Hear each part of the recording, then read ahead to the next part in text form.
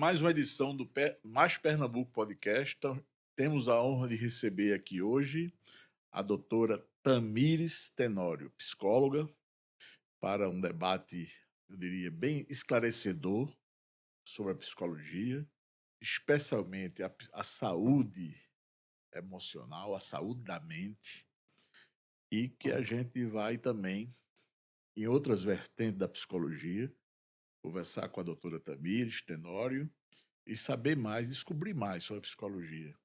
Essa ciência que é muito contemporânea e dinâmica. Doutora Tamires, bom dia. Bom dia, doutor É um Fernando. prazer tê-la aqui. Eu gostaria inicialmente, doutora, fazendo uma ilação com o direito.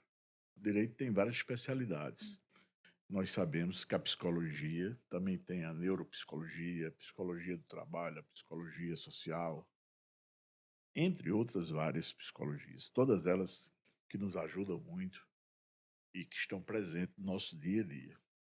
Eu queria que a senhora se apresentasse e queria que a senhora dissesse, dentro das especialidades da psicologia, qual é a vossa especialidade, para que nós possamos seguir com a entrevista, especialmente nesse campo da saúde mental. Fique à vontade para as suas considerações iniciais, é muito bom tê-la aqui. Obrigada, doutor Fernando. Primeiro, é um prazer mesmo estar aqui podendo conversar com vocês, né, debater um pouco sobre a psicologia, sobre essa área aí que eu caminho já profissionalmente há 10 anos, né, na clínica. Eu sou formada em psicologia, tenho pós em clínica, né, e atuo na TCC, que é uma das abordagens que temos dentro da psicologia, né, que é a terapia cognitivo-comportamental.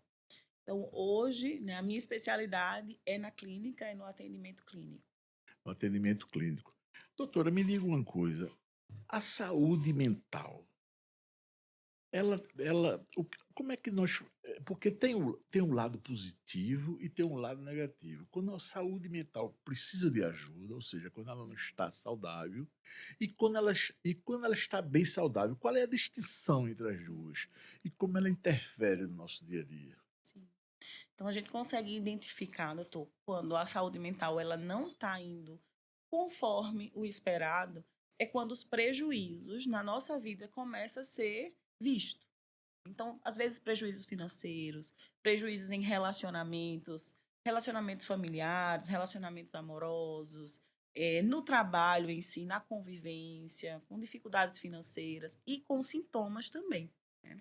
Que hoje a gente tem visto falar muito sobre depressão, sobre ansiedade, sobre burnout e outros transtornos que trazem sintomas. Então, a gente consegue identificar que não está indo bem porque o prejuízo ele está acima, né, do esperado. A gente sabe que tem desafios na vida, né? Isso a gente entende, mas os prejuízos eles acabam A senhora, mencio, paralisando. a senhora mencionaram agora o burnout. Ele teve, se posso salvo engano, origem na Inglaterra, através de um psicólogo inglês. Eu pensei até que o termo fosse francês, mas não é.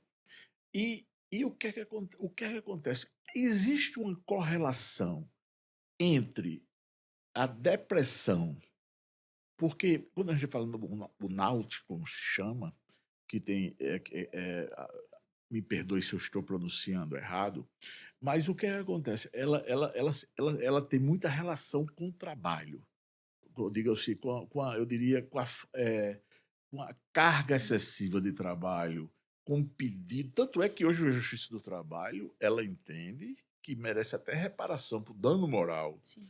e assédio moral, quando é excessiva a carga de trabalho, e ela impõe ao empregador, inclusive a rescisão indireta, que o profissional ele pode até entrar com rescisão indireta pedindo que seja rescindido o contrato do trabalho. Então, existe, eu diria, uma interligação entre, eu diria, a depressão e essa carga laboral. Sim, diretamente não, porque são Sim, situações diferentes. diferentes. Porém, tem pessoas que têm depressão já têm desenvolvido o transtorno e pode facilitar para entrar em um burnout. Entendi. Mas uma pessoa que se julgue ser saudável e nunca passou por um transtorno ou desenvolveu um transtorno, né? Nunca passou por um quadro, ou desenvolver um transtorno, pode desenvolver só o burnout. Porque o burnout, ele é esse excesso mesmo, né? E é interessante que hoje em dia, quando começou a se falar sobre burnout, tinha muito a ligação com o trabalho, né? Porque aquela demanda mesmo, aquele excesso em horários, sobrecargas, A multifunções, demanda é muito a grande, né? demanda grande. E hoje já não é mais só falado sobre burnout no trabalho. Ele já é considerado vamos supor, Sim, uma doença. sim. Eu não digo, a gente pode falar assim, não é? É um Um transtorno, né? transtorno, né? Para ser mais preciso, né? E aí a gente tem encontrado os sintomas também, por exemplo, em estudantes, aquelas pessoas que entram, Adolescentes, adolescentes, jovens ali que quer estudar, que quer passar, tem essa vontade, mas acaba se sobrecarregando. Temos visto também o excesso, né, nas telas, no uso de muito telefone, muita tecnologia, e já tem se considerado pessoas que entram em burnout de telas, né, do excesso. para entender quando é que ele é caracterizado. Por exemplo, eu estou aqui, quando é que eu posso identificar que eu estou precisando de Uhum. ajuda ou que uma pessoa próxima a mim está precisando de ajuda que está com essa síndrome?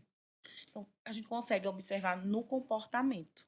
Normalmente é uma pessoa Agressivo? fica não diretamente agressivo, mas Sim. ela fica uma pessoa muito cansada, muito acelerada, quer fazer muita coisa ao mesmo tempo, não dá conta, se sente frustrada. A gente vai observando que aquela pessoa ali ela tá ficando sobrecarregada ao ponto de não estar rendendo mais como antes, né. Entendi. Então, normalmente a pessoa quando está desenvolvendo burnout, ela não para, ela não percebe. Tem idade para isso? Não, Não tem não idade. tem idade, porque são excessos, Sim. né. Então excesso pode se tornar pode vir de várias formas, né. Então, só que a criança em si, a gente acaba tendo uma divisão, porque a demanda dela é outra, né. Não diria que tem uma idade, mas tem uma idade que vai ficando mais, vamos dizer que mais inclinada para desenvolver, né. Que aí é E, a fase da adolescência, de jovens, dos adultos que já vão pegando, as demandas maiores. doutora, essa síndrome, ela é impactante. Ela tem reflexo na família, tem reflexo no cotidiano, ela tem reflexo no sentido geral, por exemplo, no trabalho, ela tem reflexo dentro de uma sala de aula. Onde são os reflexos que a gente pode, por exemplo, que às vezes a gente chega, vê uma pessoa muito recolhida, vê vamos supor, assim, um pouco afastada, não quer, como se estivesse com uma sobrecarga. Como é que a gente poderia ferir? Eu digo o seguinte, eh, qual é o momento de a gente chegar até essa pessoa e oferecer uma ajuda? Essa síndrome, como a senhora bem falar agora, ela tem as características próprias, mas eu digo assim, ela deve ser, como a gente falou agora, não tem idade. Mas assim, identificar mesmo que a gente tem que levar uma profissional, levar uma psicóloga.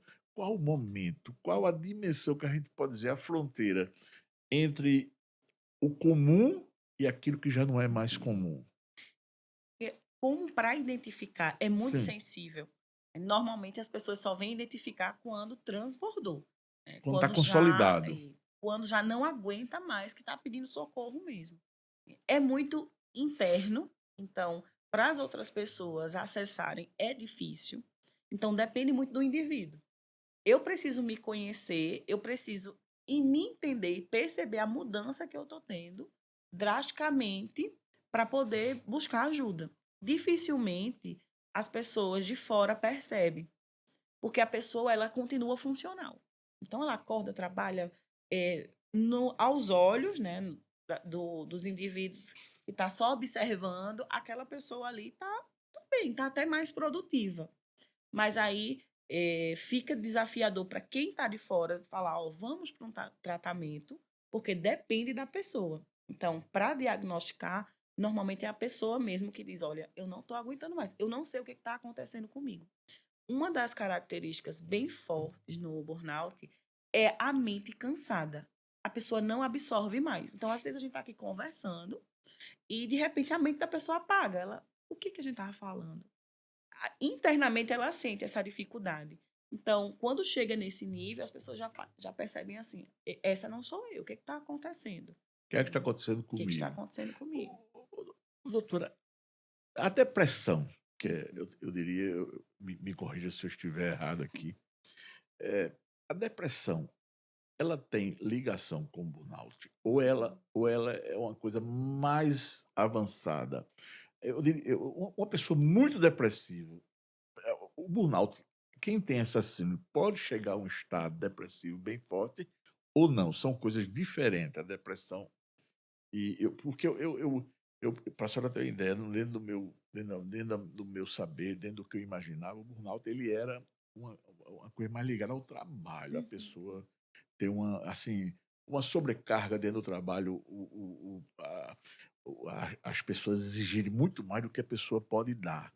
Mas hoje a gente vê que não é bem isso, como a senhora bem está caracterizando, sendo bem Sim. pontual, bem aclarando Uhum. praticamente. Mas eu pergunto, a depressão é um estado evolutivo do burnout ou são conjugados? Né, a gente não pode fazer essa junção, Não, não. Porque, uma pessoa ela pode desenvolver mais de um transtorno, entendi. né. Pode ter mais de um. Pode ter mais de um, mas não quer dizer que por ter um, vai ter outro, não é uma regra.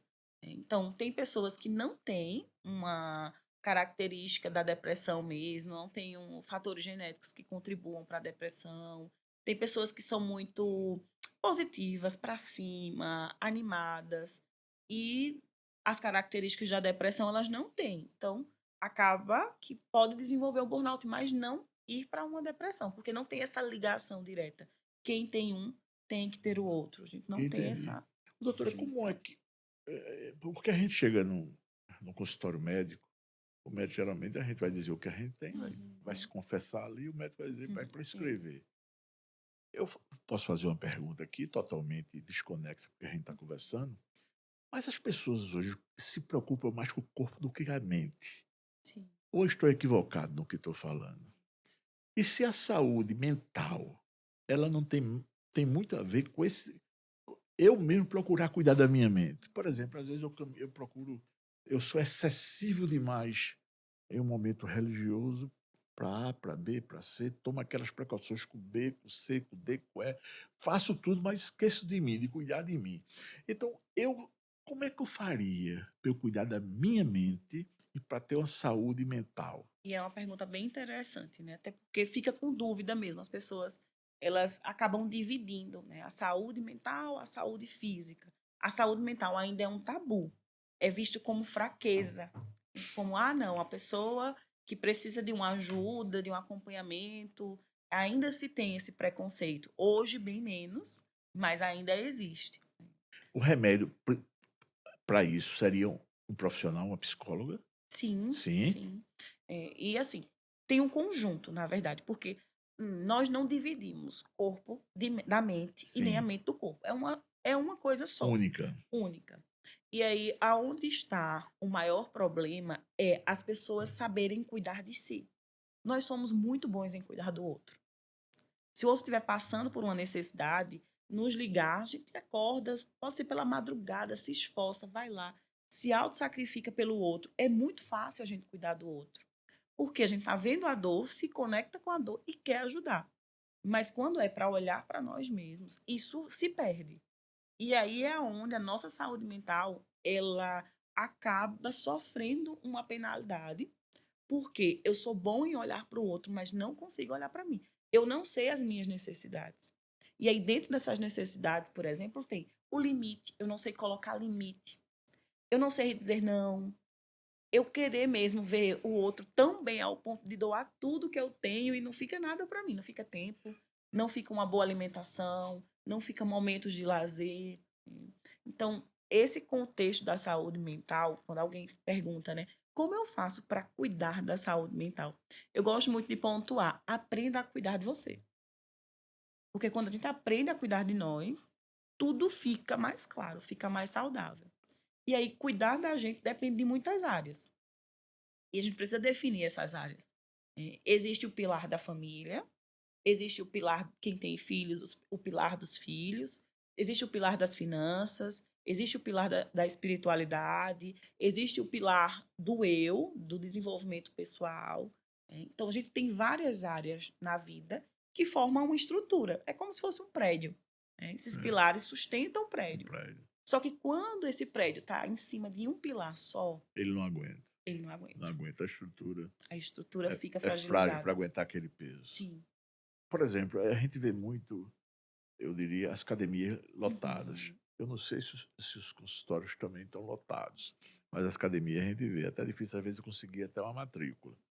A pessoa que está bem ali, se sentindo maravilhosamente bem e bonita com o seu corpo, pode estar com a mente fragilizada, com a Sim. saúde mental fragilizada. E é interessante porque o aumento, né, que a gente tem visto da busca por exercício físico, isso é muito bom. Isso é muito necessário. Por quê? As academias elas estão lotadas, as ruas estão lotadas de gente correndo, né? A gente tem visto isso, o pessoal buscando. Mas se a gente parasse para fazer uma entrevista com essas pessoas, muitas delas iriam dizer: a raiz de eu estar aqui, é um impulso para que eu esteja aqui. Uma das coisas foi a minha saúde mental. Então, a sociedade está chegando num nível de adoecimento tão delicado, mas ao mesmo tempo de despertamento, que não sabem o que fazer, mas estão dizendo assim: não, eu preciso fazer alguma coisa. E aí o exercício físico é o carro-chefe para a nossa saúde mental estar bem, por causa do funcionamento do cérebro mesmo. Que o nosso cérebro ele vai desenvolver os neurotransmissores. E para que eles sejam desenvolvidos, a gente precisa estar em movimento. Então, o exercício físico é o carro-chefe. Tanto que, quando as pessoas chegam no consultório, tanto da psicologia quanto da psiquiatria, uma das recomendações é exercício físico. Então, as Ele academias, é uma das vertentes fundamentais para tratar da saúde. a saúde mental e física. Entendi. Então, é o nosso aliado. É como se fosse, se a gente fosse separar assim, né, o que fazer. A terapia tem sua função, o psiquiatra tem sua função, o exercício físico tem sua função e a rotina tem sua função, para poder equilibrar a saúde mental. Né? E aí as coisas poderem caminhar da melhor forma. Doutora, a senhora já chegou, logicamente, por questão de Uhum. ética, a gente não pode jamais Sim. traçar e nem fazer paralelo com nenhum nome, nem.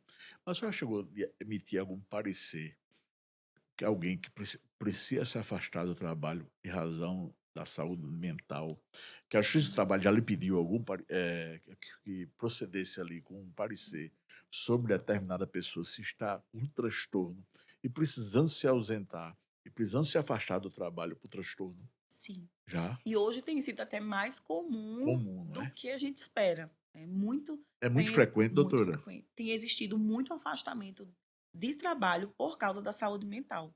Meu E uma Deus. das áreas mais interessantes assim que eu tenho observado ao longo desses anos é a área escolar. Muitos professores precisando de afastamento por causa da saúde mental. É um número bem expressivo, assim. Existem outras áreas Mais, também, mas uma das que eu mais observo. mais ligada, a senhora fala os Os professores, os mestres. professores, sim. A área pública ou a área particular? Ambos, Ambos. Nossa. ambos. Nós não temos distinção por conta da demanda Então mesmo. se tornou praticamente cotidiano, é isso aí. Se você observar, conversar, entrar numa escola assim para debater, para só ir fazer uma visita, vai perceber que se for conversar com os professores, eles vão pontuar. Olha, tem colega meu tal que está afastado, o colega meu tal precisou ser relocado para uma área de biblioteca, uma área de administração, porque foi adoecendo e precisou realmente ser A afastado. doutora Tamires Tenório é a área clínica, é uma Sim, clínica médica, vamos dizer assim, não é sim, isso? sim. Fazendo um comparativo, assim, diretamente com a medicina, seria Uhum. o Sim, clínico, não é isso? isso. Mas eu lhe faço uma pergunta, por exemplo, dentro eu diria, dessas especialidades da Uhum. psicologia, vamos supor, psicologia escolar, psicologia do trabalho, há uma interação entre os psicólogos, porque, por exemplo, no direito é muito complicado. Direito, por exemplo, um é criminalista, outro é trabalhista, outro é Uhum. civilista. Na psicologia, existe a interação desses profissionais, porque eu diria que a psicologia é moderna, vai ser sempre contemporânea e Uhum. dinâmica. E Sim, existe uma interação desses profissionais, é fácil se pedir a um profissional, é fácil não, um profissional sempre pede ajuda de outro quando aquele assunto, existe essa ajuda profissional entre os psicólogos, ou não há necessidade, cada um na sua especialidade faz a sua parte. dependendo do caso, do Sim, quadro, sim, a gente sim. precisa. Por exemplo, como eu sou psicóloga clínica, então No chega caso de diversos. escola, vai diretamente, no caso, para a senhora, É, não é? Escola vem é mais senhora. diretamente. É. E Entendi. aí eu posso entrar em contato com o psicólogo daquela escola, a gente Sim, pode entendi. entender a dinâmica, o que É está obrigado, cada acontecendo. escola tem um psicólogo, doutora? Ou não? Olha, É deveria obrigatório? ser, Deveria ter, mas não é. deveria ter. Mas não é. Hoje, vamos dizer assim, que pela lei, sim. Mas o custo para algumas escolas, por exemplo, como escola de bairro, Hã, escola com porte menor, eles já acabam terceirizando isso, ou então até nem investindo. entendi, É obrigatório, mas aquele é obrigatório que infelizmente fica opcional, entre aspas, né? As entendi. escolas vão manejando. Mas uma boa parte das escolas hoje tem, e até as públicas. E isso é muito Tem. bom. É Tem. fundamental, na minha opinião, fundamental. Tem se, assim, é uma das áreas que tem se levantado mesmo essa proposta, né, do psicólogo escolar, e é muito bom isso. Porém, não dá conta, porque é um psicólogo para uma escola que às vezes tem 1000 alunos, 2000 alunos, né. é muito aluno, né? Então, o psicólogo escolar ele não faz atendimento clínico. O psicólogo escolar ele identifica. Então, ele identifica e passa para a gente que é clínico e fala com os pais, né? Olha, você precisa levar o seu filho, ou até os professores mesmo, ó, identifica, olha, você não está bem, você precisa de ajuda, e faz esse encaminhamento. Eu queria fazer uma pergunta à senhora para que depois voltássemos novamente à saúde mental. Existe uma psicologia também, existe a psicologia, não existe os psicólogos que são, eles têm diretamente ligado à psicologia do trânsito. Uhum. A gente sabe que o trânsito nunca matou tanto. Essa psicologia do trânsito, doutora, voltada para o trânsito, serve, ela se destina a quê? Por exemplo, qual é a sua especialidade? Eu sou psicólogo voltado para o trânsito. Qual é a atividade? Ela se propõe a quê? Então, assim, a psicologia do Eu digo de trânsito, forma abrangente, sim, superficial, de porque eu sei forma que a sua especialidade é superficial, outra. de forma superficial mesmo, a psicologia do trânsito tem essa ideia de observar o condutor, identificar algum traço no condutor, tanto que quando se vai fazer ali aquele movimento da habilitação, tem aquela avaliação com o psicólogo. Então, a ideia é identificar mesmo as características, entender se essa pessoa está apta mentalmente, e em outras partes também é poder educar, psicoeducar o condutor. Essa pergunta é porque é tanta violência no É, trânsito, né? É um absurdo, né? sim. Só que a psicologia, a do trânsito, ela não tem uma atuação como deveria. Né? Ela ainda é muito superficial. É algo pontual. É Embrionário, mais. vamos dizer assim, né? Ela fica muito centrada nessa questão de poder tirar a sua habilitação, né? De poder fazer aquele período de avaliação e você ter a sua habilitação ali, está habilitado para seguir. Não existe um acompanhamento. Ô, doutora, dentro dessa mesmo norte, a neuropsicologia, qual seria, assim, de forma também superficial, porque ele já está dizendo neuropsicólogo, Uhum. neurólogo, mas qual seria o caminho? O psicólogo, quando a pessoa, eu vou a um neuropsicólogo, eu estou indo ao neuro, por quê? O neuropsicólogo ele atua na avaliação para identificar algum transtorno, por exemplo, o TDAH, o autismo. Então, a gente É, recorre ao neuro quando sim. a gente quer uma bateria de Começa pela testes. clínica, e a Começa clínica pela clínica. encaminha, Aí a é isso? clínica identifica Identifica e e e encaminha. pede. Isso. Aí aquela pergunta que eu fiz agora há pouco, aí a Uhum, interação nesses casos, né? sim. Aí, nesses casos, a gente já vai direcionar Aí o neuro dá para um parecer é, dizendo que existe aquela necessidade para aquele isso, procedimento que e está confirmado. Então, nesse caso das avaliações, a gente trabalha em conjunto. Então, tem o psicólogo, tem o neuropsicólogo e tem o médico, ou o neurologista ou o psiquiatra, para a gente fechar um diagnóstico. Nesse caso, a gente precisa trabalhar em conjunto quando se trata de diagnóstico. doutora, a saúde mental, voltando a ela novamente, que é a área Uhum. que a doutora domina e com muita maestria. Voltando à saúde mental, eu que os pais que cuidam muito bem da sua saúde mental, que procuram acompanhamento, que sempre estão cuidadosos em todas as suas vertentes. E os pais que não cuidam da sua saúde mental, que pouco se importam com a saúde mental.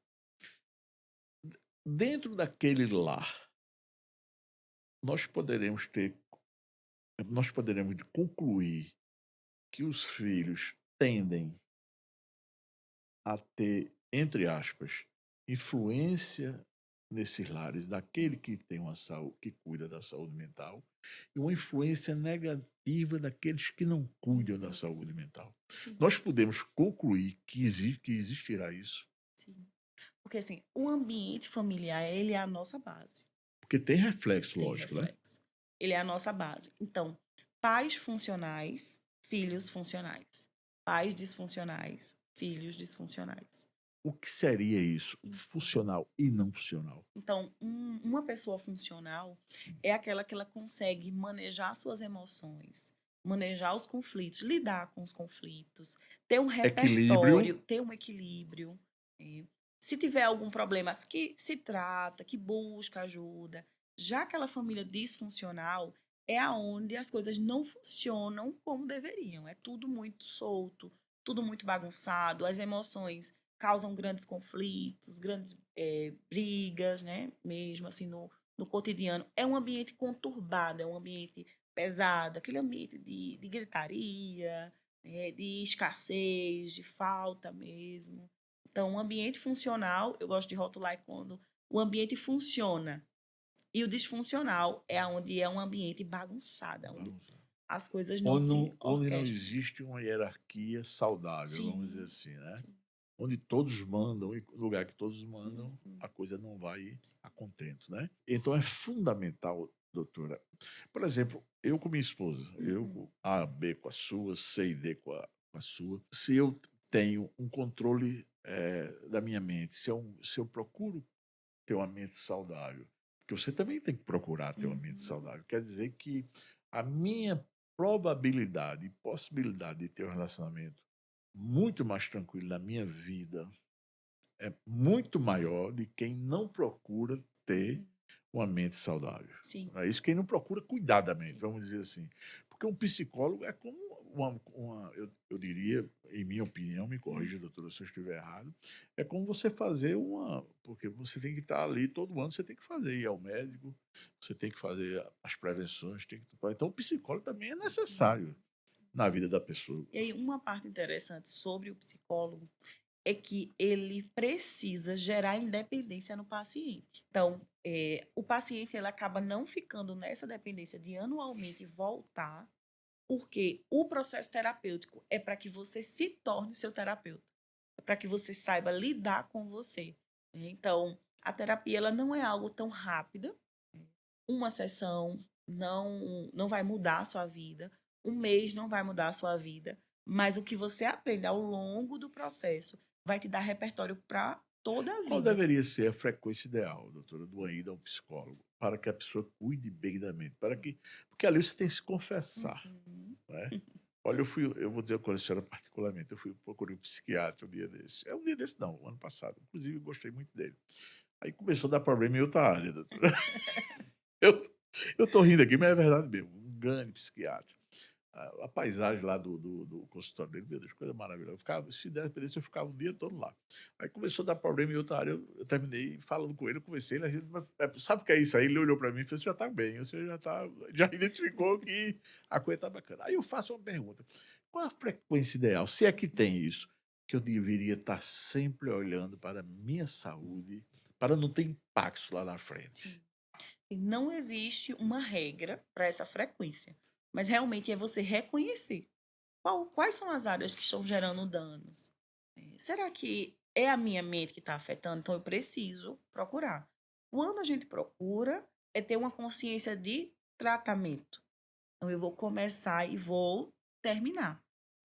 Porque aí o atendimento ele começa semanalmente, e aí a gente vai trabalhando as queixas, depois para 15 dias, depois uma vez no mês, e encerra o processo. Agora, encerrar o processo não quer dizer que em alguma fase da vida não precise retornar. Só que não com essa frequência como era no início. Porque você vai construir um repertório ao longo do acompanhamento e depois você vai seguir sua vida normalmente. Caso ocorra alguma situação que lhe gere um impacto e você fale, rapaz, eu não estou conseguindo lidar com isso aqui. Isso aqui está muito difícil para mim. Então, deixa eu voltar, deixa eu retomar o meu processo terapêutico para poder regular isso. Então, tem pessoas que nunca mais voltam e tem pessoas que, Que volta. com alguma demanda, elas retornam. Doutor, tem pessoas que o limiar de fragilidade é muito maior do que o de outros. Tem Muito. pessoas, não é isso? Sim. Tem pessoas que o limiar de dor é muito mais. Tem pessoas muito mais fragilizadas que Uhum. aguentam. Tem outros que aguentam, por exemplo, você vai tomar anestesia para tirar um dente, não precisa não. É. Aguenta, o seu limiar de dor é bem alto. E tem outros que não. Na psicologia, a senhora, eu diria, logicamente que a gente vai ter pessoas mais fortes, pessoas mais fracas. Existe preconceito, por exemplo, a gente agora falou sobre isso. Diz, eu não vou procurar um psicólogo, não, porque para não pensar que eu sou doido, porque não tem nada a ver uma coisa com a outra. É. Mas existe esse preconceito ainda Sim, de não querer procurar o psicólogo em razão disso. sim, muito. Como acontece casos assim de pessoas não falar para a família que está indo, Nossa querer Senhora. omitir por vergonha mesmo ainda. Que está indo ao psicólogo. Porque assim, nós estamos em uma sociedade, na verdade, não é um assunto atual, sempre foi assim, né? Ao longo do desenvolvimento humano, a ideia é você tem que ser forte. Então, essa cultura do ser forte nos limita mesmo de nos fortalecer. Porque ser forte não é carregar o mundo nas costas. Ser forte é entender que você tem um problema e pode encontrar uma solução. Como algumas pessoas dizem, não, eu não vou chorar porque chorar é fragilidade. Chorar não é fragilidade, chorar é uma expressão. Eu acho uma Então, expressão de grandeza. sim. Não é? E aí, nessa cultura do ser forte, as pessoas não querem precisar de algo. Então, tanto ir a uma ida ao psicólogo como uma ida ao psiquiatra, para algumas pessoas ainda tem uma trava. Hoje, um pouco menos, porque com a chegada, né, com essa explosão das redes sociais, as pessoas passaram a expor mais as suas vidas. E a terapia passou a fazer parte dessa exposição. Ah, hoje é o meu dia de terapia. Ah, fui ao psicólogo. Então, como começou a propagar essa ideia, se diminuiu um pouco. Então, hoje os consultórios eles estão bem mais cheios do que há 30 anos atrás, há 50 anos atrás. E a gente tem uma diferença muito grande. Os autores, os psicólogos, nós temos dito, né? Essa é a melhor fase da psicologia no Brasil e no mundo. Porque as pessoas estão com um excesso de informação, elas também estão entendendo que elas precisam recorrer a um suporte. Então, elas não são fracas por isso. Mas tem uma grande parcela. Por exemplo, nós estamos no interior. Gravatá é um interior. E ainda se tem muito tabu. As pessoas ainda têm um pouco mais de resistência. É um pouco diferente em outros locais. Tem lugares que é mais leve essa resistência e tem lugares que são mais alto, na verdade é maior, né, o nível de resistência. Doutora, é, eu vou fazer uma pergunta à senhora para depois fazer outra em seguida. Eu queria entender a fronteira dessa coisa. Isso aqui é um caso real de uma pessoa que chegou para mim, depois eu vou fazer outra pergunta, que disse, rapaz, eu não estou mais querendo viver. Essa pergunta remete à fronteira da psicologia e psiquiatria ou ambos os profissionais, tanto o psicólogo como o psiquiatra, têm a ver com uma assertiva dito por uma pessoa. Então, assim, ambos profissionais aí, ele precisa intervir nessa situação. Porém, a gente vai medir essa fala, vai identificar, vai analisar essa fala. Essa fala, essa pessoa tem uma intenção mesmo contra a sua própria vida? Ou essa pessoa tem um pensamento contra a sua própria vida? Ela tem uma ideação para poder cometer, né, ter uma atitude contra si mesmo? Ou é só um pensamento? Então, a gente vai poder fazer uma avaliação, vai entender. Tem pessoas que estão passando por um processo e dizem, não, eu não queria viver. Só que essa pessoa ela não tem intenção contra si mesma. E aí, por isso que precisa muito. Primeiro que a gente não pode deixar isso passar batido, né? Como a gente diz popularmente. Então, não vamos... fulano está falando sobre morte, sobre tirar sua vida, mas é só charme. A gente não pode deixar isso passar. Se alguém está expressando muito o desvalor da vida, isso é uma atenção. Ó, essa pessoa está trabalhando em desvalorização da vida. Então, vamos pegar essas frases e vamos identificar. O que que tá, qual é o nível que isso aqui se encaixa.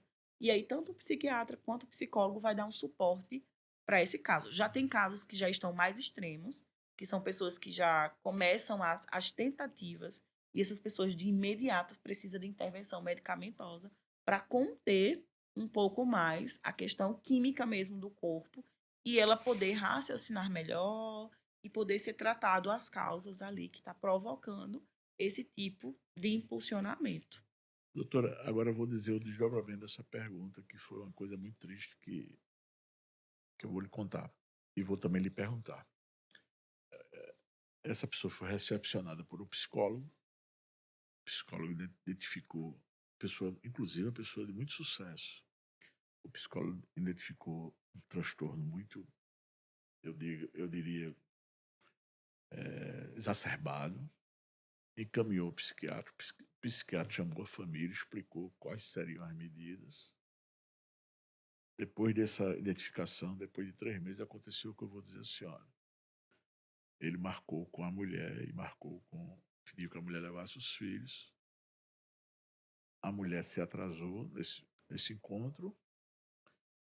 Ele ligou para a mulher, aí ela atendeu. Eu disse, eu queria ouvir sua voz. Depois ele deu 2 tiros na cabeça.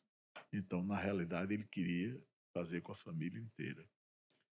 Aí um desdobramento, inclusive, uma pessoa próxima demais a gente. Então, o desdobramento dessa pergunta seria a seguinte: isso era um caso que bem lá atrás já deveria ter sinais disso, né, doutora? Que, assim, dentro de uma saúde mental, eu diria, a família devia ter notado um tipo de transtorno bem, Sim. né? Bem, eu diria, gradual, ou seja, que estava e não conseguiram identificar e deixaram uma coisa chegar ao momento quase crucial da vida dele, não foi? Infelizmente, né? É uma pena realmente que muitos casos chegam a esse extremo. Agora, um ponto interessante sobre esse movimento é que não é um movimento silencioso. Também não é por qualquer coisa que uma pessoa tem vontade de tirar a sua própria vida. Às vezes a pessoa fala, mas fulano tirou sua vida só porque está com dívida, só porque se separou. As pessoas acabam pegando a situação e acreditando que foi por aquilo. Não foi. Para alguém chegar nesse nível, ele teve que ir adoecendo até esse processo.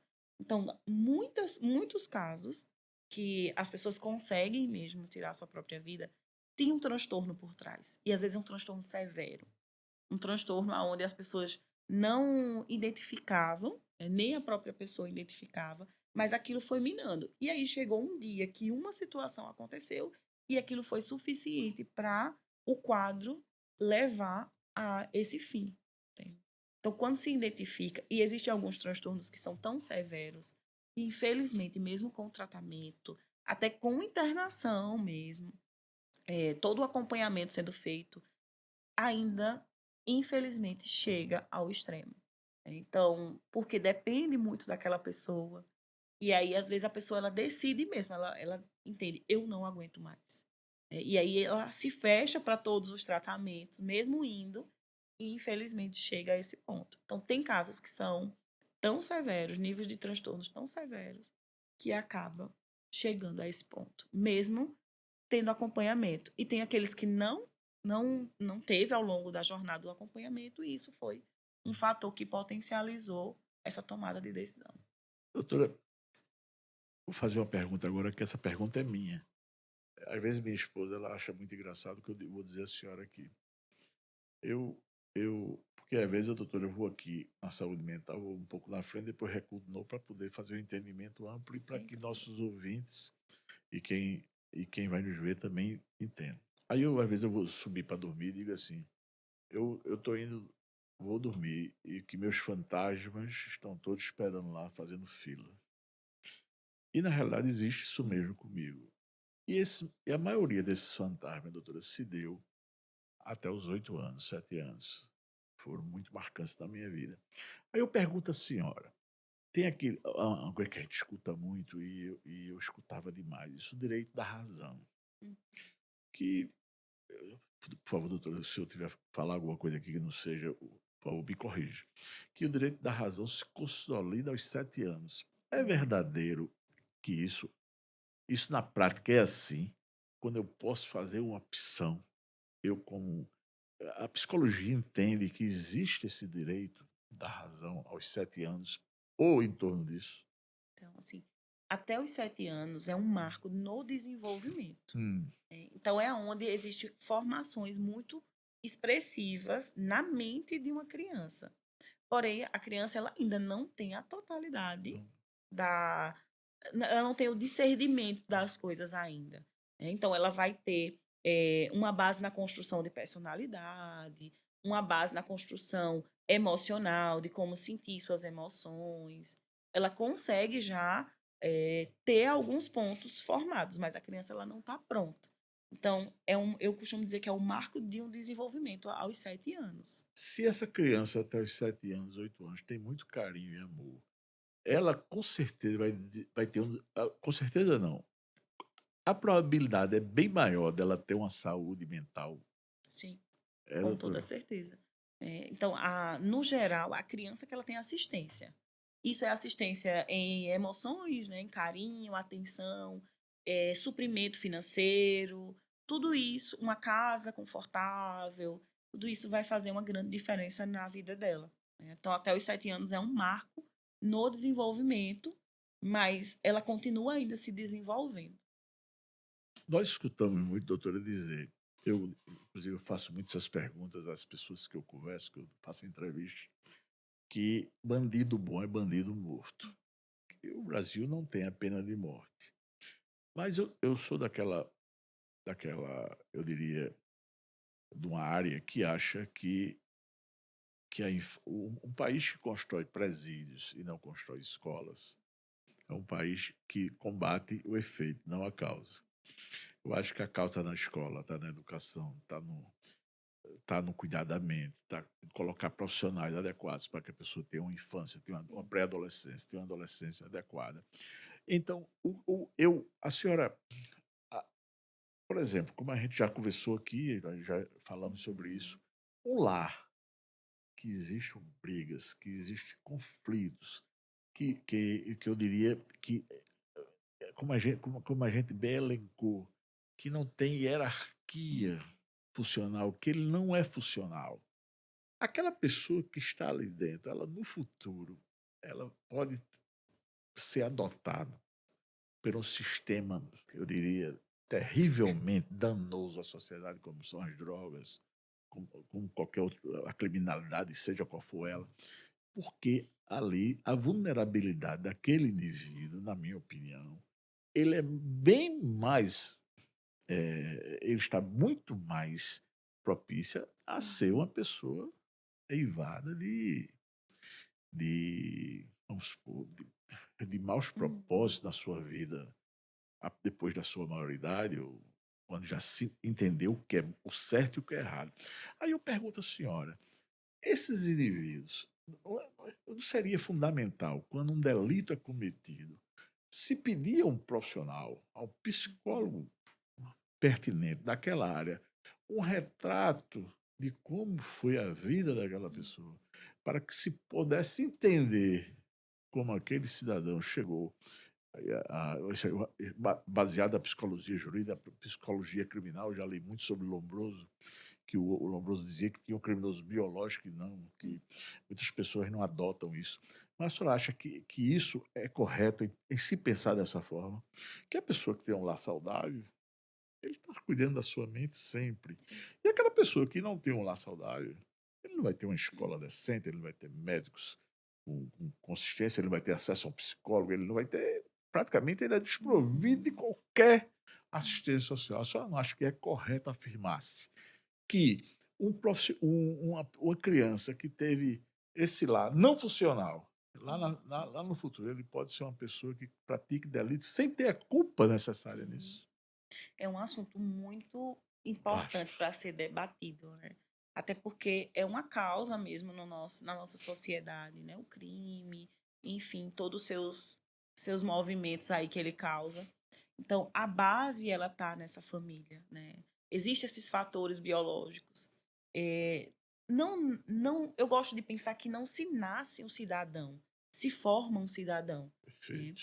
Então, essa formação desse cidadão vai depender do contexto familiar, vai depender do contexto cultural, vai depender do ambiente, da cidade, do ambiente, do ambiente mesmo ali, a cidade local, né, que ele vai residir. Então, são muitos fatores que impactam. E a formação desse cidadão, ele vai ter um impacto por todas essas áreas.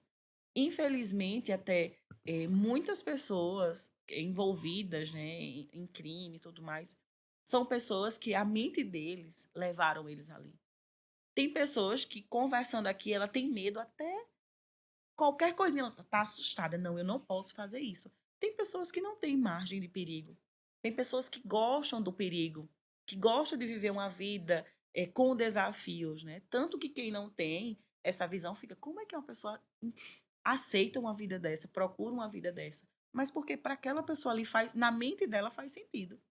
Na mente dela tem um enredo que leva ela a se encontrar naquele meio. Então, a base, né, tá, essa estrutura envolve todos esses impactos que o indivíduo sofre. Infelizmente, o nosso método, ele é um método, sim, de punir, porque realmente fez algo errado, tem que ser punido. E Perfeito. isso é a nossa estrutura social. Senão, né, as coisas já estariam bem bagunçadas, já estaria além do que já está. Então, esses indivíduos, eles precisam ser recolocados na sociedade. Então, eles são punidos, mas não são recolocados. Eles são presos e soltos. E isso acaba virando uma bola de neve dentro da sociedade, né, no contexto social. E não se entendem, não vai a fundo. Existem casos que, biologicamente mesmo, têm transtornos que levam as pessoas a estarem envolvidas assim, em crimes, em tráficos, porque a mente dele levou ele ali. Para ele tá tudo bem. Doutora, nesse caso que teve a repercussão nacional da cadela Uhum. orelha, que liga a senhora, eu cheguei às lágrimas ali, porque eu gosto muito de animais. E preservo, respeito todos eles. A senhora vê que a polícia identificou, eram 4 adolescentes.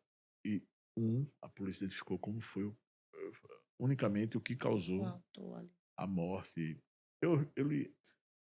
Assim, probabilidade, a gente não está falando, indicando que sim, apenas uma probabilidade.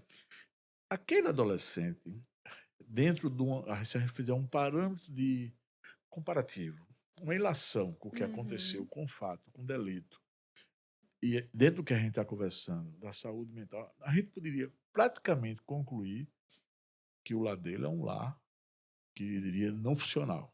Ou não foi funcional, ou a probabilidade de não ter sido.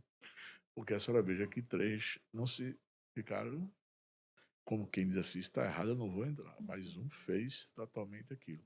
A gente poderia chegar a uma conclusão dessa dentro da psicologia, dentro da clínica, dentro da. Lógico, uma coisa totalmente superficial. A gente não está afirmando. Não é uma coisa, uma afirmativa. É uma pergunta de probabilidade. A senhora acharia que nós estaríamos corretos em dizer isso? Nesse caso, a gente não conseguiria realmente afirmar, Sim. mas, de maneira geral, E dá para a gente probabilidade? entender que existe algo disfuncional, Diferente, funcional, né? né? E precisa ser avaliado para entender se isso vem do contexto familiar, se isso tem sido reforçado, se ele tem comportamentos já que precisavam ser avaliados e não foram avaliados. Então, é delicado, mas a gente entende que a atitude dele está disfuncional. A atitude dele precisa ser avaliado e ir a fundo para entender aonde está esse ponto, o que está reforçando esse comportamento. Doutora, eu queria entrar agora num aspecto religioso. Uhum. Eu nasci de uma promessa, acredito, sou devoto de São Judas Tadeu, sou católico, respeito toda a Uhum. religião, acho, inclusive até nosso produtor aqui, que é o Márcio, eu peço a ele que a gente para ter aqui momentos religiosos, para convidar vários pastores, que eu acho que A igreja, ela ressuscita pessoas, vidas. A igreja interage com as pessoas, coloca a pessoa no campo social. Hum, A senhora acha fundamental, Deus para mim é a essência, é a uhum, excelência de tudo.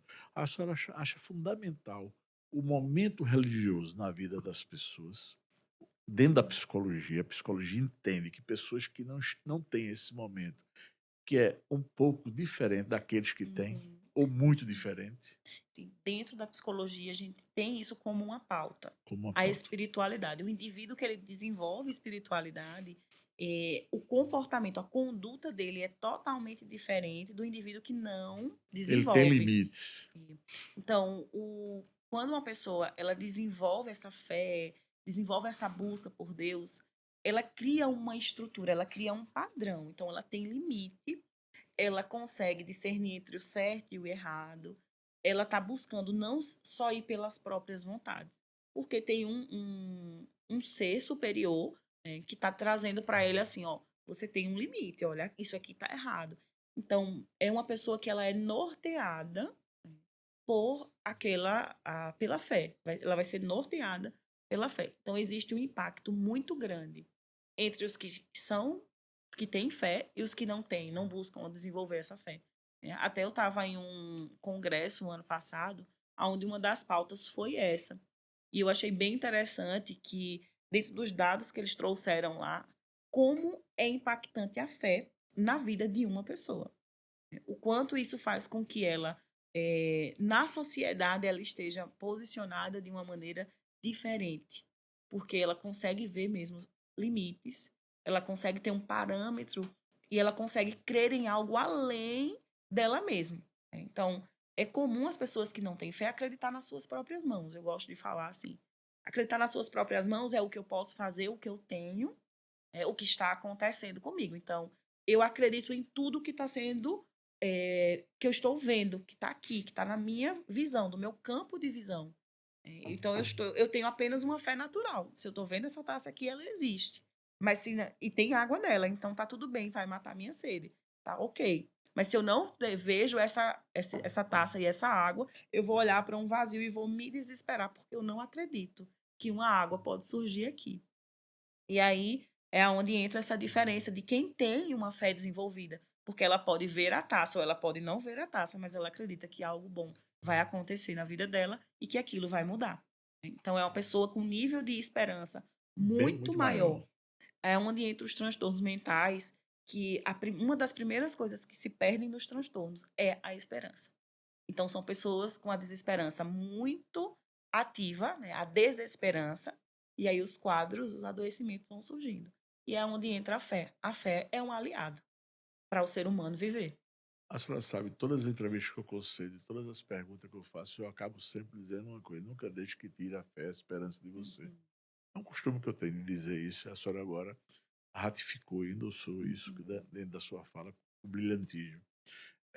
Doutora, quando uma pessoa vai ao seu consultório, que a senhora faz vamos dizer assim, a consulta uhum. primitiva, ou seja, a primeira consulta, já é fácil de identificar quem é portador de fé e quem não é? Sim, Ajuda, sim. e ajuda no tratamento também, né, Muito, doutor? Muito, né? muito. Porque realmente a pessoa ela tem algo a se apegar. Então, ela entende mesmo que existe uma divindade, existe uma força muito maior do que a dela. Então, é diferente o paciente que tem uma fé desenvolvida do paciente que não. Então, aquele que não, a gente vai ter que desenvolver de uma outra forma essa confiança do viver. Um dos questionamentos maiores do Então é um trabalho bem mais amplo do psicólogo, bem mais bem amplo, mais amplo, né? sim. Então, um questionamento mesmo das pessoas na terapia é muito quem sou eu? Por que eu nasci? O que é que eu estou fazendo aqui? Então, viver não é fácil. Eu costumo falar que viver não é fácil. E às vezes fazer o bem também não. Hum. Então, existe um desafio, né? Porque nós temos a nossa expectativa. Nós fazemos com base em quem nós somos.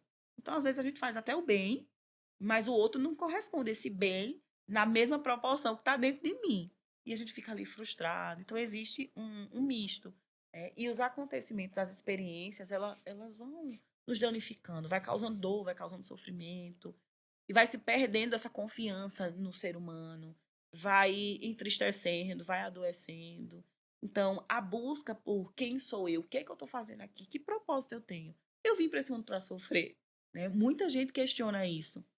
Por quê? Porque tem um vazio, não tem um sentido, não tem um propósito. Ela está só enxergando o sofrimento e perde totalmente essa esperança com a vida. É diferente daqueles que têm fé. Eles já chegam assim, olha, estou passando por isso e eu preciso resolver porque eu tenho filhos para criar, Deus me deu essa missão, né? Tem uma visão diferente da vida. Então, gera um impacto mesmo. Doutora Tamires, existe o novo velho e o velho novo? Ou seja,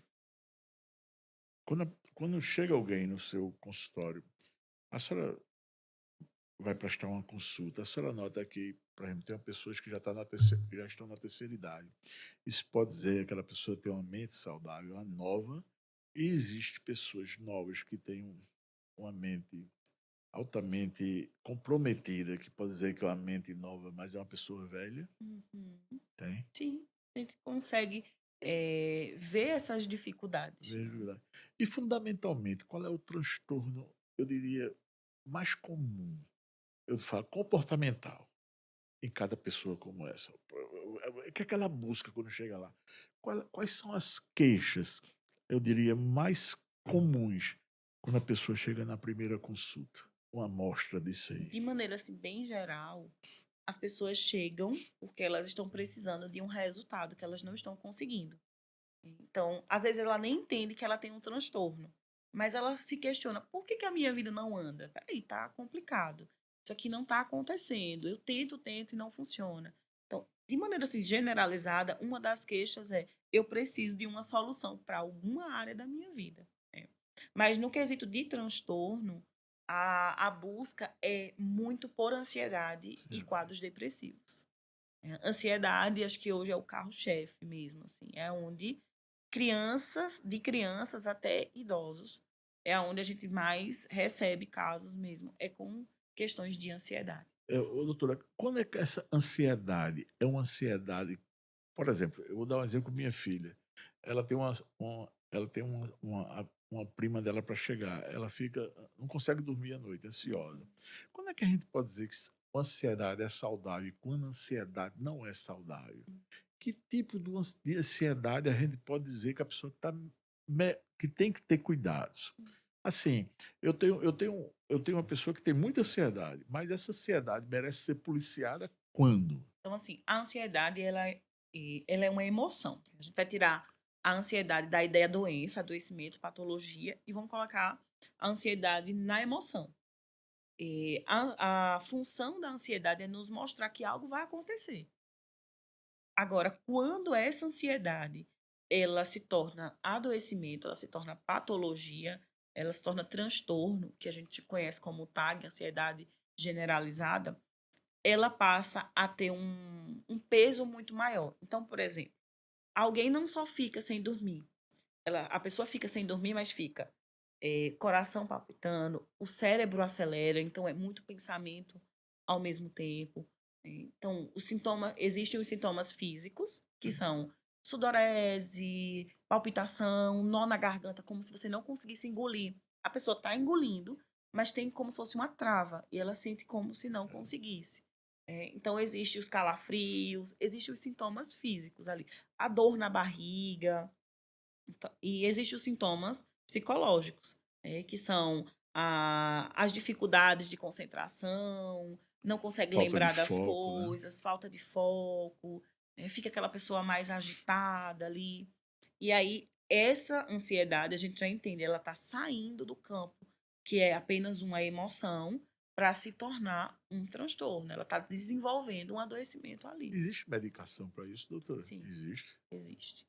Existe a medicação, nem todos os casos precisa, De mas prescrição. da prescrição, mas alguns casos realmente precisa entrar nesse campo E medicamentoso. existe também forma de, eu diria, conservadora, que seja uma forma comportamental que ajude ou não? Isso é mais, num caso como esse, mais Uhum. acentuado, é medicação. Existe. né? E é a rotina. A sua rotina precisa ser funcional. Então, a gente volta para aquele ponto de Sim, exercício físico, físico. Lá, boa alimentação, porque a alimentação ela impacta diretamente na produção dos neurotransmissores, em como seu corpo se desenvolve. Então, a sua rotina ela precisa ser uma rotina saudável. Isso vai ajudar muito na diminuição dos níveis de ansiedade. falando, doutora, assim, eu sei que a senhora não é nutricionista, a senhora é Uhum. psicóloga, mas assim, generalizando, qual é o tipo de comida que a pessoa deve evitar à noite, de alimentação à noite que a pessoa deve evitar, para ter assim uma tranquilidade na hora de dormir, que seja uma coisa mais tranquila, o que deveria degustar? Então, se você tem uma rotina onde você consome muita fritura, fast food, Hum, esses alimentos assim, você tem a tendência a potencializar os níveis de ansiedade, né? Porque seu corpo ele vai estar sofrendo ali com o que você tem comido. Tanto que eu até desafiaria, assim, se alguém que está nos ouvindo aí tiver mesmo se percebendo mais ansioso, faz assim, tira 2 semanas, modifica a alimentação e faz exercício para você ver o quanto isso reduz. Não vai zerar, porque tem que trabalhar alguns outros pontos, mas vai reduzir, porque a qualidade, o corpo ele vai conseguir ajudar a mente a trabalhar melhor, né. entendi. Então, nós somos como se fosse um carro, vamos dar um exemplo assim, o carro anda com combustível, né. Esse combustível, se ele não for um bom combustível, ele vai começar a falhar. E naquela hora a gente percebe assim: "Nossa, esse combustível não foi bom. A gente vai precisar fazer alguma coisa aqui para melhorar. Vamos gastar esse combustível para poder repor, colocar um melhor". A gente sente a diferença. Então, quando se tira mesmo alguns alimentos, como por exemplo, ultraprocessados, refrigerantes, excesso de açúcar, a diferença no acompanhamento psicológico, a gente vê assim, é muito A expressiva. rede social, ela é nociva também, né, doutora? Sim, o excesso, E a concorrência também, né? sim. É um dos fatores hoje que mais potencializa sintomas é as redes sociais. Porque nas redes sociais todo mundo é feliz, todo mundo é rico, as É contas um, está tudo e é um mundo, paga, e é um mundo que não existe, né? é um mundo que não existe. E aí, por causa da ansiedade, existe uma necessidade de fuga. E a pessoa não percebe, mas ela tá ali consumindo muito conteúdo, muito conteúdo. E ao invés de aquilo provocar um bem-estar, aquilo só vai aumentando, vai virando uma bola de neve. Doutora, como nós hoje estamos tratando aqui prioritariamente da saúde Uhum, mental, eu queria que a senhora expusesse de forma cronológica, se a senhora tivesse que nos aconselhar nossos ouvintes, a quem nos vai ver, nos vai assistir, e as pessoas que não vão nos ouvir. Qual seria o regulamento, em forma cronológica, começando do um até o ponto, o ponto crucial da saúde mental?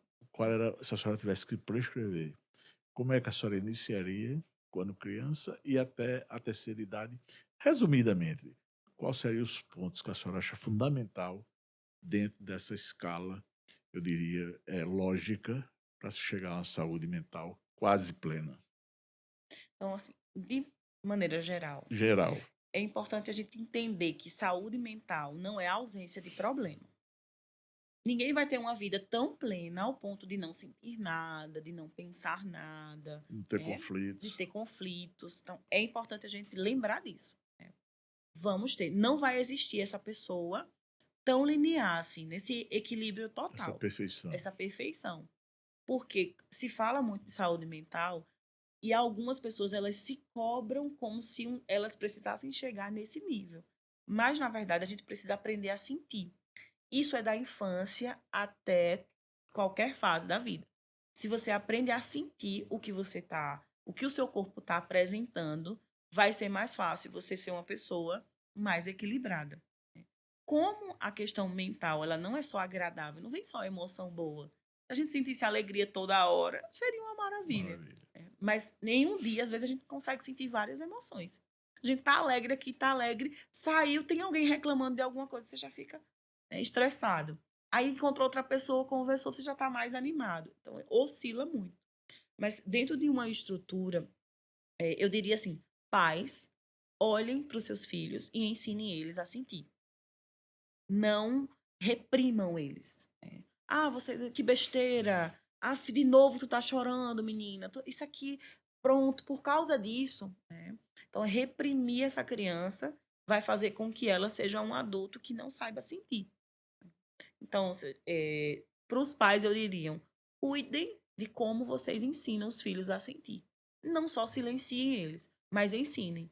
Porque as crianças, elas sentem igual a nós adultos. Só que elas não sabem o que estão sentindo ainda. E aí a responsabilidade nossa em ensinar para elas, né? Então, eu quero ter filhos bem-sucedidos, eu preciso ensinar eles a sentir, né? Porque eu estou trazendo a partir de família, porque tudo começa ali, né? Um filho, ele precisa de pais, ele precisa de família. E essa família precisa estar atenta. Se tem uma criança na minha casa, eu vou ser responsável pelo adulto que ele vai se tornar. Então, na infância, pais, observem, ensine os seus filhos a sentir. Pais, se vocês não sabem sentir, aprendam a sentir. Busquem conhecimento. O conhecimento ele não vem só com a terapia. O conhecimento ele vem com um livro, o conhecimento ele vem com ouvindo um podcast como esse. O conhecimento ele vem com a troca de experiências. É importante a gente entender. Precisamos aprender a sentir para que as fases da vida se tornem mais leves. Senão a gente vai acabar acreditando que nós conseguimos levar o mundo nas nossas costas. Não, eu resolvo tudo, eu dou conta de tudo. E na prática, eu estou me punindo para dar conta de tudo, né? Então, em cada fase da nossa vida, a gente precisa aprender a sentir. Aprenda a sentir, aumenta o repertório, estudem sobre isso, leiam sobre isso, conversem sobre esse assunto de saúde mental, né? Em segundo ponto, construam uma rotina funcional. Entenda que você não. O seu dia não precisa só ter uma coisa, só ser de um jeito, né? Ah, eu não tenho tempo de fazer exercício físico. Ah, eu não tenho tempo de visitar a minha mãe. Ah, eu não tenho tempo de brincar com meu filho. Eu não tenho tempo de sair com a minha esposa. Então, se você não tem tempo para todas essas coisas, a sua vida, em algum momento, vai lhe pedir. Na verdade, nem pedir, ela vai obrigar você a parar, porque você não vai se sustentar fazendo só uma coisa. Então, o segundo ponto, eu diria, construam uma rotina funcional, tanto para o adulto, quanto para a criança, quanto para o idoso. Todos nós precisamos ter uma rotina funcional. O ser humano, ele gosta de ser útil. Então, a gente não é só útil quando trabalha. A gente é útil também na nossa casa, a gente é útil também tendo um momento de lazer, né? Então, cuidem da rotina. E aí, essa rotina entra tudo aquilo que a gente pontuou: exercício, alimentação, como eu falei, um repertório de conhecimento mesmo, de buscar entender, né? E não se conformar que eu sou assim, né? Eu sou assim, mas eu posso ser bem melhor. Eu posso me desenvolver mais. Então, por que que eu não busco? Por que que eu não busco conhecimento? O conhecimento hoje ele está bem exposto aí. Dá para adquiri-lo de uma forma bem mais fácil, né? Doutora, eu costumo dizer que quando Deus quer, o homem sonha, a obra nasce. Já dizia, quem dizia muito isso no seu discurso era Joaquim Francisco, ex-governador, prefeito de Recife. Ele dizia isso, mas isso não é dele, isso é de um filósofo, essa frase. Dentro dessa frase, quando Deus quer, o homem sonha, a obra nasce. Mas o homem, além de sonhar, ele tem que fazer. Uhum. Eu acho que uma das coisas fundamentais no ser humano é o equilíbrio. Sim. Fundamental. Então, eu acho que, principalmente depois que você tem uma maturidade, assim, que você já está dentro de um período que você não tem mais o que dizer. Eu não aprendi, você já sabe que aprendeu praticamente todos os ensinamentos da vida. Quando você sente, na visão da doutora Tamires Tenório, quando a gente sente um pouco que está perdendo esse equilíbrio, independente da idade, nesses casos específicos, é fundamental já procurar ajuda de uma profissional, Sim. É um. porque quando a pessoa está com facilidade se desequilibrando. Uhum. é uma sinalização importante, né? A perca do controle, a irritabilidade, o desconforto mesmo para lidar com algumas situações, é uma sinalização de procurar meios para se reorganizar, para transformar esse desequilíbrio aí em um equilíbrio, em uma rotina funcional, em uma vida funcional. O desequilíbrio, ele nunca será justificado. Concordo plenamente. Às vezes a Existe, gente desequilibra e a gente não sabe o porquê. sempre existe uma raiz que vai potencializar o desequilíbrio. Isso pode ser de ordem emocional, químico, biológico, ou isso pode ser mesmo de situações da vida. Mas se uma situação ela está me desmoronando, eu ainda não tenho repertório para lidar com aquela situação. Eu posso ter repertório para lidar com 1001 situação. Se aquela me desequilibra, é essa área que eu preciso buscar conhecimento. Eu preciso entender porque o comportamento do outro me faz ser agressivo. Porque aí a gente acaba entrando nessa ideia de que não, porque fulano fez isso. Eu não aguentei. Mas o eu não aguentei é mais seu do que de fulano, porque fulano pode derrubar um prédio. Mas se você tiver um repertório para lidar com uma situação como essa, não é que a gente vai ficar apático, nós vamos sentir raiva, nós vamos ficar estressados, mas a gente vai ter um repertório. Tá, como é que eu chego nessa pessoa? Espera aí, eu preciso conter essa pessoa aqui. Então, o desequilíbrio em si, ele não vai ser justificado por algo, mas ele vai ter uma raiz. E essa raiz é alguma coisa está faltando. Seja repertório, seja equalizar ali alguma situação da vida, seja até medicamentoso, vitaminas que estão. Alguma coisa está fazendo com que leve um ser a um ponto de desequilíbrio. Doutora, a senhora já chegou a ouvir no seu consultório, e numa consulta primitiva, ou seja, na primeira Hum, consulta, alguém dizia à senhora assim: doutora, eu vim aqui para descobrir quem eu sou. uhum. Sim, é bem Existe. comum É bem até comum. essa busca. É. Porque o ser humano, ele tem um vazio. Ele tem um vazio, por isso que nós preenchemos com tantas coisas. Só que às vezes não é a suprindo com a coisa certa. Às vezes a vida dele tá tão bagunçada, a história dele foi tão bagunçada que ele se perdeu dele mesmo. Então ele passa a não ver mais o sentido. Uma das maiores buscas é o quem eu sou. Doutora Tamires, eu vou fazer. Nós estamos chegando aqui no ocaso do nosso podcast, mas eu queria fazer uma pergunta à senhora e deixar a senhora livre para suas considerações finais. Mas essa pergunta é uma vez eu estava vendo um filme e o filme a pessoa olha para o logicamente um filme baseado em fatos reais e a pessoa chega para um magnata e diz assim: eu queria ser feliz. Aí o magnata responde a ele: me diga onde é que você encontra, onde é que eu compro o que eu compro para você, que até hoje eu não encontrei para mim mesmo. Então a pergunta para a senhora seria o seguinte: quais seus conceitos, qual seria seu conselho para uma pessoa tentar ser feliz? E também que a senhora ficasse livre para suas considerações finais. E agradecer demais a sua presença aqui, que foi muito esclarecedora. Uma profissional de primeira linha, com vasto conhecimento, que engrandeceu e enalteceu muito o Mais Pernambuco Podcast. Por favor, professor.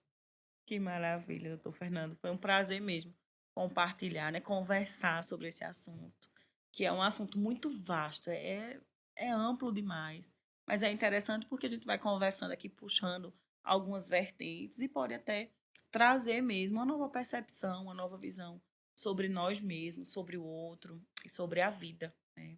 Então, a ideia da felicidade, ela é muito complexa, porque todo mundo quer ser feliz. Mas a gente quer ser feliz de várias maneiras, né? E essa felicidade, ela acaba virando um objeto. A gente esquece de construí-la. A gente quer ela pronta. A gente quer ser feliz por ser feliz. Mas acabamos esquecendo de construir uma vida que promova essa felicidade. Então, às vezes estamos como um trator passando por cima de tudo e de todos, querendo fazer, tem que dar conta do mundo, tem que dar conta de contas, de filhos, de relacionamentos, do sucesso, e esquecemos que a felicidade ela é simples. A felicidade é você estar conectada com quem você é. A felicidade é você poder provar daquilo que lhe faz bem. Então, às vezes, o que é do outro não nos faz bem, não nos cabe. É uma roupa que não nos veste. A roupa que o outro tem é dele, é unicamente dele. E nós precisamos aprender a vestir a nossa própria roupa, que ela vai estar composta com felicidade. A felicidade está quando nós estamos no lugar que precisamos estar. Então, existe um movimento para ela existir. Ela não depende do outro, ela não depende das coisas, ela não depende do externo, mas ela depende de como nós vemos a vida. Nós vemos o outro, nós vemos a nós mesmos e nós vemos a vida. Então, vai depender do nosso conceito de viver, de vida mesmo, aquilo que nós temos na nossa mente.